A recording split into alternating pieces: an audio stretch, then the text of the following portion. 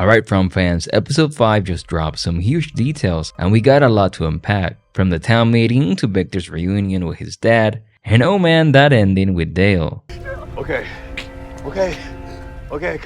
Contained inside those walls. We're breaking down the episode titled The Light of Day, explaining every twist, turn, and terrifying revelation. What's the deal with those bottle trees numbers, and just how many more secrets Fromville is hiding? Welcome to this video, my name is Christian from Being Premiere. Grab your talisman and let's begin. I can't help you if you don't let me. So the episode kicks off with a bang. We got Randall being brought into Colony House. Everyone out of the way.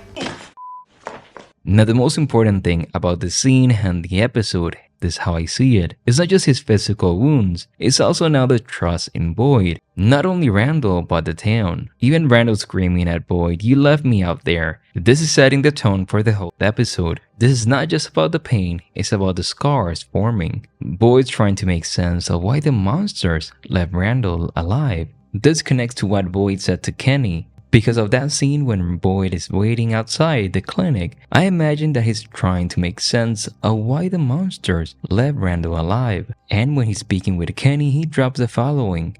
When the sun's up, they want us to remember what's coming at night. Boyd's basically saying the monsters are playing mind games, using Randall as a walking, talking reminder of the pain and suffering that awaits them in the night. Boyd goes on to say, it's part of the thing that keeps people sane here, is what we get to pretend during the daytime. Pretend that we're safe. Randall walking around, we don't get to pretend anymore. Now this is heavy. There's that word again, heavy. Boyd is admitting that the town's been living in a kind of daytime paradise. With Randall injuries on display, that illusion is shattered. This conversation is not just about Randall or the monsters, it's about the meaning of the episode. The peace that Boyd's been trying to maintain, that peace is breaking like we saw with Dale. And Boyd's left scrambling to keep pieces together. You can see the weight of it all on Boyd's shoulders. He's not just a sheriff, as we can see since season 1. He's a life support, and he holds all of the order and chaos in this episode. In the clinic, when Boyd walks in, and the tension in that room is thick, Marielle says to him, "You just being here is just gonna make things worse." It's not just about the immediate situation or solution. It's about everything Boyd is, the town, the rules, the pressure to keep it together. It's like she's saying, hey, everything that's going wrong or right, you have the choices that you make. This scene in the clinic also set up the whole episode, which I enjoy and love. This connects to Tabitha's return too. She brought all the hope and the light of day, only for it to cast shadows on all the fears and doubts. This is one of the reasons that I love the episode title. That's a good title for my documentary. But at the center of this episode is a powder keg of a town meeting. Tabitha's return might give everyone hope, but it also brings a whole lot of desperation. The moment she steps into that diner, you can feel the need for escape from this horrible place. The town's reaction only shows just how horrible their sense of community is. That was intense. This is the first town meeting since the show started, and it went horribly wrong. It's like watching a bomb about to explode. And Boyd trying to keep a lid on things, trying to hold things together, but you can see how he's struggling. This meeting changes a lot of things. It's not just about Tabitha anymore, it's about the town's real desires, the desperation, the fear, and now their growing mistrust of leadership. Boyd's losing control, and fast. But let's not forget about Acosta. Her presence at the meeting is like a good intentions, just wrong moment. The tension between her and the townspeople after the event is interesting and chaotic. What is she even doing here? Everyone was waiting to see something different, but I love they went this route. Hey, you're a cop and you did all of these horrible things? This meeting set up the domino effect that leads to Dale's fate. Dale! Oh, that's messed up. Dale! His anger and his need to find the tree, it all comes from this moment. But what's the reason a lot of these things are happening? Well, it's because of Tabitha. It's the explosion for everything that goes wrong in this episode. She's like a walking, talking Fromville paradox, a symbol of both hope and pain. Think about it. She escaped, she actually made it out. It gives everyone a glimmer of hope, a reason to believe that escape is possible. But then she comes back empty-handed. No answers, only those paintings from Miranda. And the town meeting, it explodes because of her. Everyone's desperate for answers, holding into that belief that she holds the key. We can see it on Dell's anger, Fatima's fear. Chance that this tree can get us home? What are we waiting for? Well, also because of the baby situation, but also Boy's meltdown. It all comes from Tabitha's return and the confession that she found nothing. It's like the hope that came with her transformed into this toxic cloud of fear. She escapes, but she brings all of that fear and chaos into the town, which affects everyone, like we see with Dale going into that tree. This is what we're seeing play out with Dell's decision. Tabitha's return didn't just bring a person or two, but everyone's hopes are pinned on her. They're looking for answers, for a way out, a miracle. But Tabitha, she doesn't have any miracles to offer. She came back with nothing, but I'm thinking that maybe this was not a coincidence. It's like she brought back a storm that was needed by the nightmare entity. Julie even says this when she's with Elgin. She's expressing the dark fear that's been troubling everyone. Remember when she says, "This would make us suffer is to give us hope." This line hits hard. It's the kind of thought that probably crossed everyone's mind, but hearing it out loud is so good. Now, the town gives you a glimmer of hope. Tabitha escaped only to snatch it away. It's a cruel and twisted game, and Julie's starting to see through it. She's realizing that hope can be just as dangerous as the creatures themselves. But speaking about hope, or rather the lack of it, remember that scene in Season 2, Episode 10, where Boy's facing the music box and the vision of Abby that tells him hope is not what feeds the forest? Well, I'm calling BS on that. I think it's the exact opposite. Hope is Fromville's weakness. Think about it. The town thrives on pain and suffering, on crushing people's spirit. It feeds on their fear, their resignation, and their belief that there's no way out. But what gives it power? But hope. Hope is a rebellion against everything that Fromville stands for. Look at Tabitha. She escaped. She found hope. And that hope is what weakened Fromville. I like to see it that it created a crack, an opening, and she slipped through it. And the vision of Abby twisting Boyd guilt about her death, saying hope pushed him to abandon her when he first arrived. I think it was trying to manipulate him, using the language of Boyd's regret to prevent him from harming it, using his trauma into something that served his goals, to keep his power over the town. Now look at Dale. He was driven by hope. It's okay.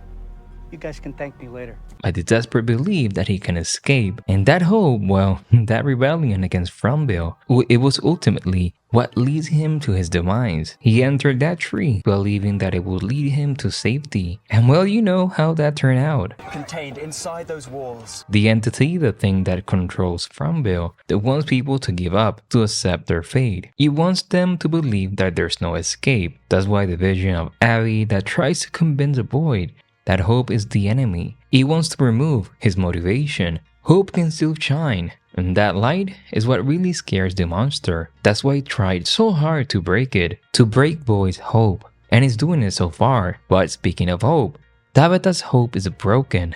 The town meeting is a disaster. Everyone's looking at her for answers, blaming her for their hopes. The pressure is intense and we can see it here. Then there's Jade with his theories about the bottle tree. I love when he knew that Tabitha was back in town, he started running. Slim, go.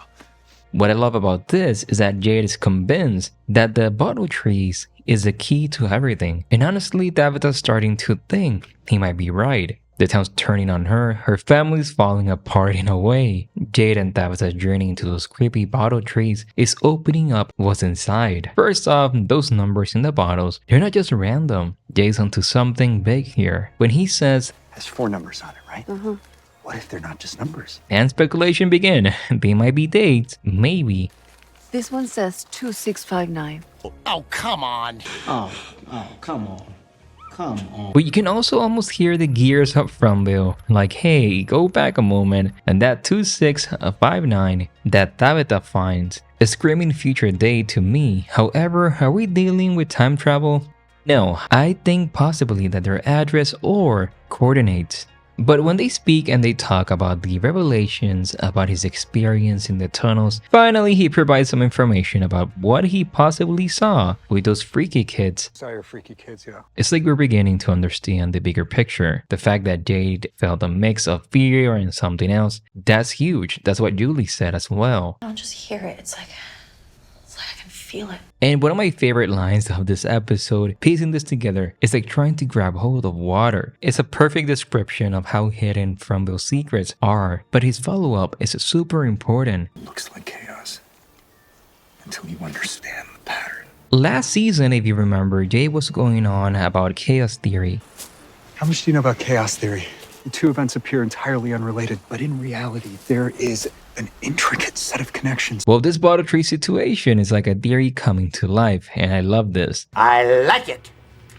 Threads that we're finally starting to connect. Again, it's only like he's channeling his inner chaos again. This is not just random numbers in bottles. It's about finding order in this madness. Think about it. Last season, Jade was all about how small changes can lead to huge, unpredictable outcomes. Now he's seeing these seemingly random numbers and realizing that they might be part of something bigger, a bigger pattern. We have seen those 4 digits in the tree. Even Boyd found 1864. In the Randa's Move website, we saw the address of Victor, so maybe this is why those numbers could be address. If Jade can figure out how the small changes connect, he might just crack the code of Fromville existence. Remember, in chaos theory, it's all about finding the order in random data. That's exactly what Jade's trying to do with these bottle numbers. Hopefully this is something huge and we get answers. But we need to understand Boyd's meltdown to both Ellis and Acosta. Where is it coming from? First off, that heated exchange between Ellis,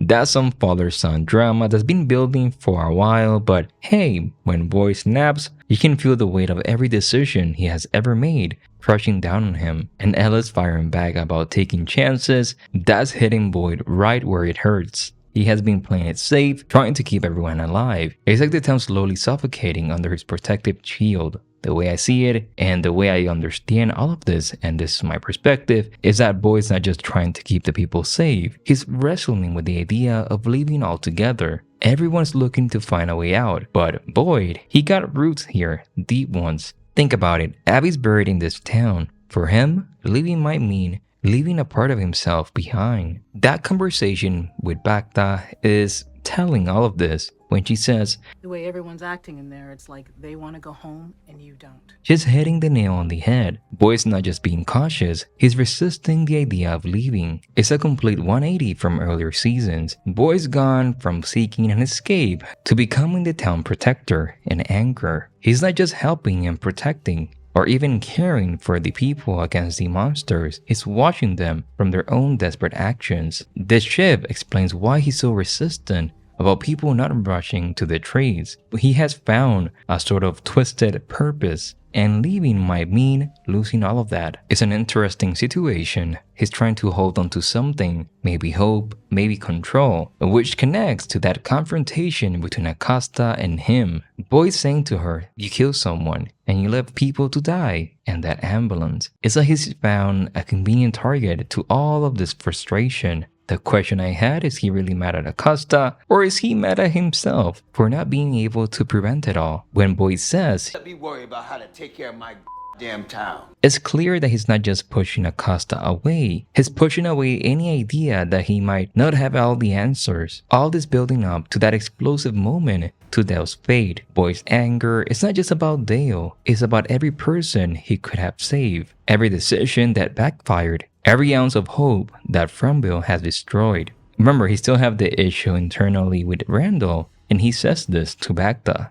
Trying to assuage my guilt, I guess. The opening scene of this episode is genius, because it's not just about that horrible thing that happened to Randall, it's all about the questions of what it means for everyone else. If Boyd could leave Randall behind, who else might he sacrifice for others? But also, is the town speaking to them like, this is what happens if you give or trust Boyd to allow him to keep it safe. All of this guilt is eating him alive, but there's something there too, a kind of desperate determination. It's like he's trying to hold onto this role even as it's slipping through his fingers. So this episode has a lot of my favorite moments, and one of those is Victor and Sarah. This is more than just a heart-to-heart. It's like watching two lost souls in this town find a connection in the middle of all the craziness that's happening. Think about it. Victor just had his world turned upside down with his dad showing up out of nowhere. He's freaking out. And who does he turn to? Not Boy, not Donna, but Sarah. That's huge. When Victor says, I never drew pictures alone, it's like he's cracking open a door to his past. He's always drawn what he saw, but never what came before.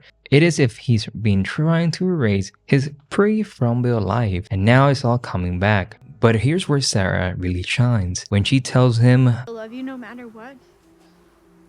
But I don't know if that's true. It's a brutal honesty, but it's exactly what Victor needs to hear. And her line from Sarah, I will give anything to feel like a good person again.